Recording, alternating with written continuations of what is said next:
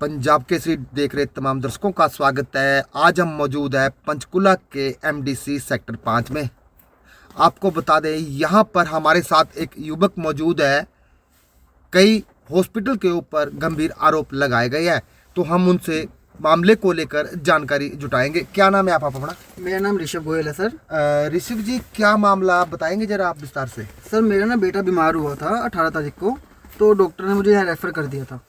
तो मैंने फिर उसके बाद अपने बेटे को यहाँ लेके आया, हॉस्पिटल वाले से सारी फॉर्मेलिटीज़ करके मैंने एडमिट कराया। तो इन्होंने मेरे को बताया था कि आपके ना 3600 रुपये चार्जेस लगेंगे, मिसलेनियस चार्जेस। तो मैंने उनको उसी टाइम मना किया था कि इंश्योरेंस कंपनी नहीं देगी, लेकिन ये कहते कि सर नहीं देगी कंपनी। तो मैंने कहा कल को अगर इंश्योरेंस कंपनी नहीं देती है तो मैं ये पे नहीं करूँगा। तो ये ओके हो गया, इन्होंने साइन करा लिया मेरे से। उस टाइम बच्चा बीमार था, मैं कुछ कर नहीं सकता था, मजबूर था मैं। अब जब बिलिंग की बात आई है तो बिलिंग सारी कुछ हो गई है। इन्होंने मेरे से 5330 रुपये लिए हैं। कुछ मेडिकल के पैसे बनते हैं 1600 कुछ रुपये, वो मैं देने को तैयार हूँ। रजिस्ट्रेशन चार्जेस होते हैं 150, वो देने को तैयार हूँ मैंने वो दे दिए इनको। उसके अलावा 3600 रुपये इन्होंने मेरे से जो लिए हैं मिसलेनियस चार्जेस के, वो इन्होंने नाजायज़ लिए हैं जी। ये कब की बात है ये? सर 18 तारीख को मेरा बेटा एडमिट हुआ था और आज डिस्चार्ज कराया मैंने उसको। आप उसको कैसे कह रहे हो कि जो गलत लिए पैसे, तो उसको क्या मतलब आपके पास क्या जो आपने पैसे इनको दिए हैं, क्या उनका कोई बिल वगैरह आपके पास है?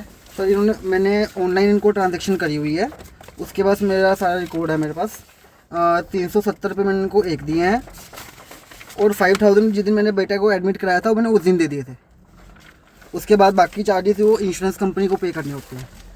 तो इंश्योरेंस कंपनी से आपने संपर्क किया होगा, तो उनका क्या रिस्पॉन्स आया आगे से? सर इंश्योरेंस कंपनी ने पूरा डिटेल ये रही उनकी।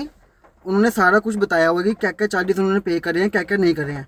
तो उन्होंने ये वाले जो चार्जेस हैं 3600 रुपये, उन्होंने पहले ही डिनाइड कर दी कि हम ये चार्जेस नहीं पे करेंगे।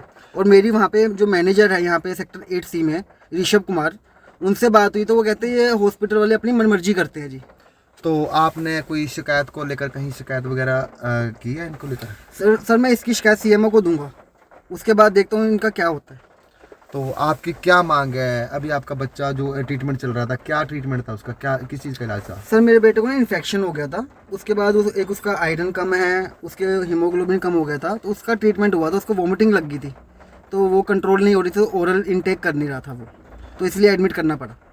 तो अभी आप शिकायत CMO को देंगे, लेकिन अभी आपकी मांग क्या है? आप क्या चाहते हो? सर देखो अभी तो मैंने चार्जेस पे कर दिए हैं, लेकिन जो ये इन्होंने मेरे से 3600 रुपये लिए हैं, ये नाजायज़ के चार्जेस हैं। ये हॉस्पिटल वाले अपनी मनमानी करते हैं, हर किसी के साथ ऐसे करते हैं। लास्ट टाइम जब मेरा बेटा एडमिट हुआ था केयर पार्टनर में, वहाँ पे भी ये चार्जेस नहीं लिए गए थे। ऑल केमिस्ट वाले भी नहीं लेते हैं चार्जेस ये वाले।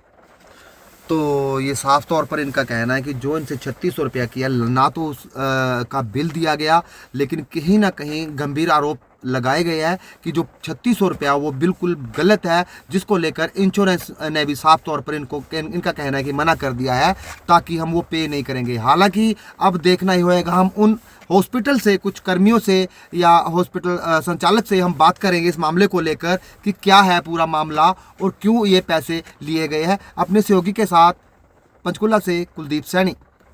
अभी पूरी तरह से तो मेरे सामने मामला नहीं आया है, बट सुनने में आया है कि वो कोई प्राइवेट हॉस्पिटल है, उसमें कोई इंश्योरेंस के बियॉन्ड कुछ ओवर चार्जिंग की कंप्लेंट है।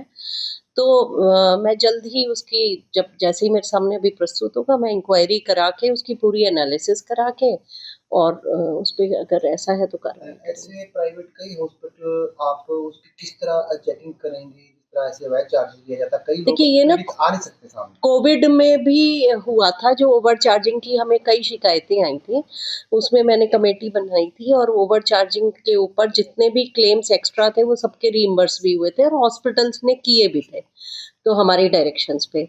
तो मुझे लगता है कि सेम प्रोसेस मैं इसमें भी फॉलो करूँ। ऐसे मामले को क्या कमेटी गठित की जाएगी? मैं हाँ बिल्कुल, एक कमेटी, वो तो देखना पड़ेगा ना कि क्या ओवर चार्जिंग है, कितना ओवर चार्जिंग है। तो उसके बाद जितना ओवर चार्जिंग होगा वो हम उनको लिखेंगे, हॉस्पिटल को, वो रिम्बर्स करेंगे।